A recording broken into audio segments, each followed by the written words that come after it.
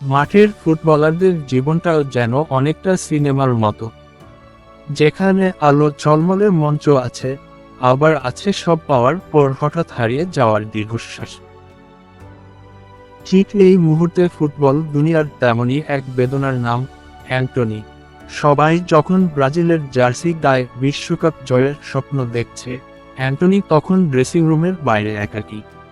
তার কি অপরাধ ছিল, নাকি মাঠের বাইরের ঝড়ে তার ভেতরের খেলোয়াড়টাই হারিয়ে গেছে? অনেকে তাকে নিয়ে সমালোচনা করে, কিন্তু কেউ কি দেখেছে সেই চোখের ভাষা যখন স্কোয়াডের তালিকায় নিজের নামটা খুঁজে না পেয়ে এক মুহূর্তের জন্য স্তব্ধ হয়ে যায় মানুষ? সেই অনুভূতির নাম কি শুধু হতাশা, নাকি এটা কোনো এক স্বপ্নের মৃত্যু? রিয়াল বেটিসের মাঠে সে যখন বল পায়ে ছুটছিল, মনে হচ্ছিল পুরনো অ্যান্টনি ফিরেছে। নিজের ছন্দ খুঁজে পাওয়ার এক দুরন্ত লড়াই ছিল সেটা, কিন্তু নিয়তি হয়তো অন্য কিছু লিখে রেখেছিল।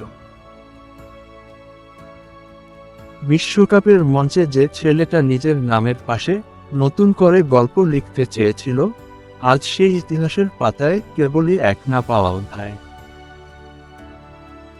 অ্যান্টনি, তুমি ফিরে এসো বা না এসো, তোমার এই লড়াইয়ের গল্পটা হয়তো অনেকের কাছে অসম্পূর্ণ রয়ে যাবে। যারা তোমাকে ভালোবাসে তাদের জন্য এই বিদায়টা খুব কষ্টের হবে। ফুটবল শুধু খেলা নয়, ফুটবল হলো হারানো স্বপ্নের ক্ষত। আর অ্যান্টনির সেই ক্ষতটা আজ পুরো বিশ্ব দেখছে। আপনার কি মনে হয় অ্যান্টনি বিশ্বকাপে একটা সুযোগ দেওয়া উচিত ছিল? আপনার মতামত কমেন্টে আমাদের জানান।